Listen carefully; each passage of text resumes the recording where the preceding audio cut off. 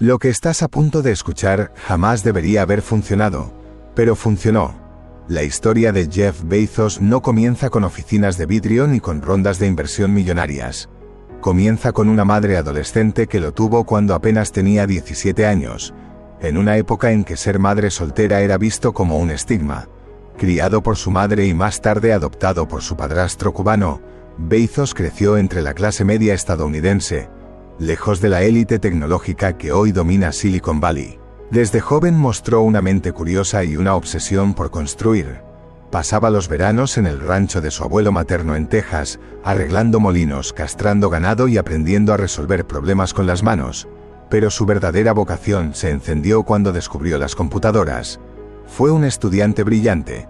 Se graduó con honores en Ciencias de la Computación e Ingeniería Eléctrica en Princeton.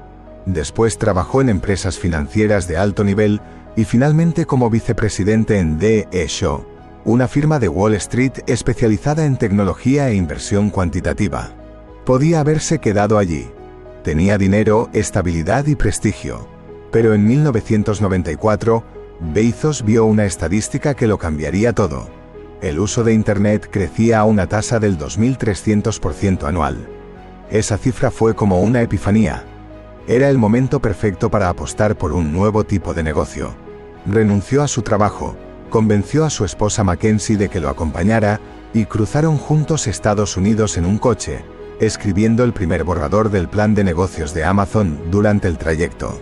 Un año después, en julio de 1995, nació Amazon.com.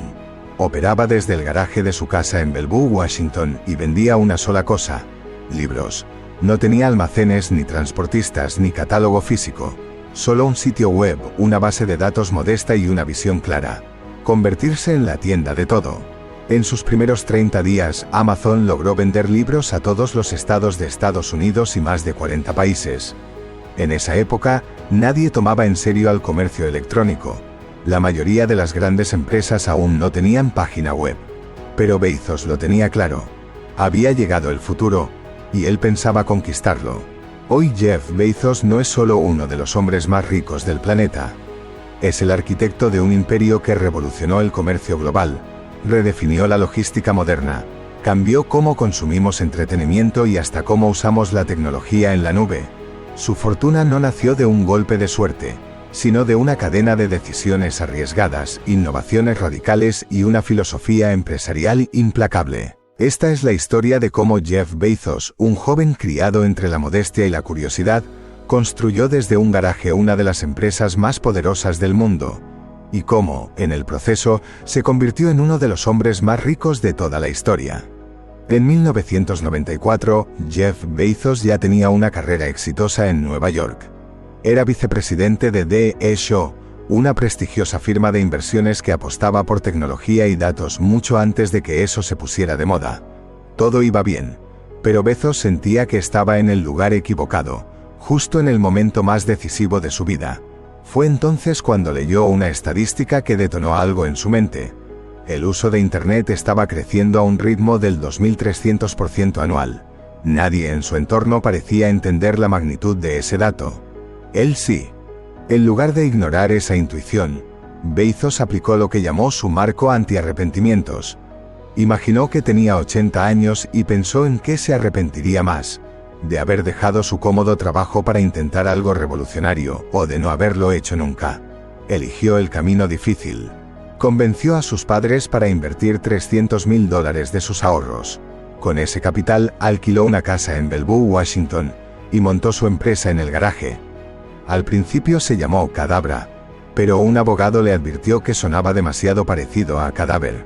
Bezos eligió entonces un nombre que comenzara con la letra A, para aparecer primero en los directorios de Internet, y encontró Amazon, en referencia al río más grande del mundo. Así nació una de las marcas más icónicas de la era digital. El sitio se lanzó en julio de 1995, vendía libros por correo, aprovechando el hecho de que los libros eran productos estándar, con inventarios estables y bajo costo de envío. No pasó mucho tiempo para que Amazon se volviera viral, mucho antes de que existieran las redes sociales. En su primer mes, vendió a todos los estados de Estados Unidos y a más de 45 países. Los servidores se caían por la cantidad de visitas. Era un caos, pero un caos lleno de posibilidades. Imagina esto. En medio de una burbuja.com, mientras todos se desplomaban, Bezos apilaba cajas de libros, convencido de que su visión era imparable. Su visión era clara. No estaba construyendo una tienda. Estaba construyendo una infraestructura para venderlo todo por Internet. En 1997, Bezos decidió sacar Amazon a bolsa. La empresa recaudó $54 millones en su oferta pública inicial. Pero muchos analistas financieros lo criticaban. Amazon aún no era rentable. ¿Quién invertiría en una empresa que perdía dinero a propósito? Entonces llegó la prueba de fuego, el estallido de la burbuja.com. Entre 2000 y 2001 miles de startups tecnológicas quebraron. Amazon perdió el 95% de su valor en bolsa. Bezos, lejos de rendirse, se arremangó. Redujo gastos, cerró centros no rentables, despidió personal y concentró los esfuerzos en eficiencia.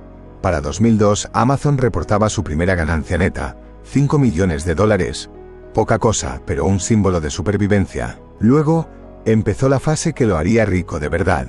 En 2005 lanzó Amazon Prime. Por $79 al año, los usuarios podían acceder a envíos gratuitos en 2 días. Nadie entendía cómo podían hacerlo rentable. Pero Bezos tenía otra visión. Sabía que la fidelidad del cliente valía más que los márgenes inmediatos. Hoy, Amazon Prime tiene más de 230 millones de miembros en el mundo. En 2006 lanzó su joya secreta, Amazon Web Services, AWS. Una plataforma de computación en la nube que alquila espacio y capacidad de servidores a otras empresas. Lo que comenzó como un experimento, en 2024 generó más de $107 mil millones y representa más del 50% del beneficio operativo de Amazon.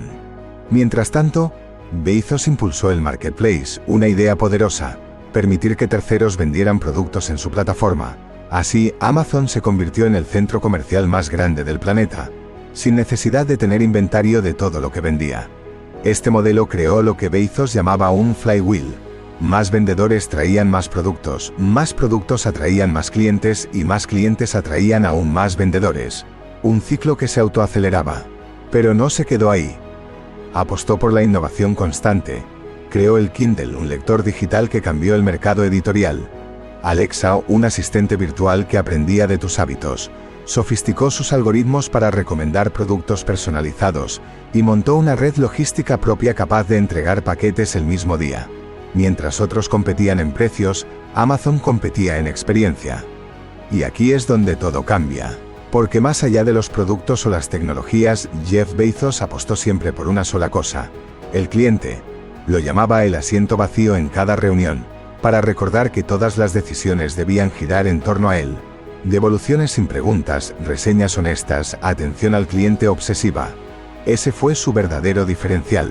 Sabía que los beneficios podían esperar. Lo que no podía esperar era la confianza del usuario. Hoy Amazon ya no es solo una tienda online. Es una red global que domina el comercio electrónico, lidera el mercado de la nube con AWS, compite en streaming con Prime Video, y se ha expandido a la inteligencia artificial, robótica y hasta supermercados con la compra de Whole Foods en 2017. En 2023, Amazon superó los $574 mil millones en ingresos y emplea a más de 1,5 millones de personas en todo el mundo. Su infraestructura logística es tan grande que ya compite directamente con FedEx y UPS. Jeff Bezos, aunque ya no es CEO, aún posee entre el 10 y el 12% de las acciones. Solo con eso su fortuna supera hoy los $230 mil millones. A lo largo de los años, ha mantenido un salario oficial de solo $81.840 al año. La razón es simple: prefiere ganar en capital que en efectivo, lo que le permite pagar menos impuestos y mantener el control de su imperio. Pero más allá del dinero, su impacto es ideológico. Bezos cambió cómo compramos, cómo trabajamos, cómo nos relacionamos con la tecnología. Creó un sistema basado en velocidad, eficiencia y conveniencia. Para muchos es una inspiración. Para otros, una amenaza. Lo que nadie puede negar es que transformó el capitalismo. Jeff Bezos no se hizo millonario porque tuvo la mejor idea.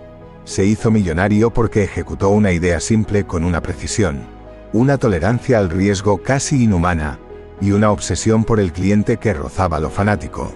Pero también hay otra cara en esta historia. Por un lado, Amazon demostró que la audacia, la paciencia y el pensamiento a largo plazo pueden llevar a un emprendedor común al Olimpo económico, que con datos, enfoque y reinversión continua, una pequeña librería digital puede convertirse en la empresa más influyente del siglo XXI. Por otro lado, la historia de Bezos también plantea preguntas difíciles.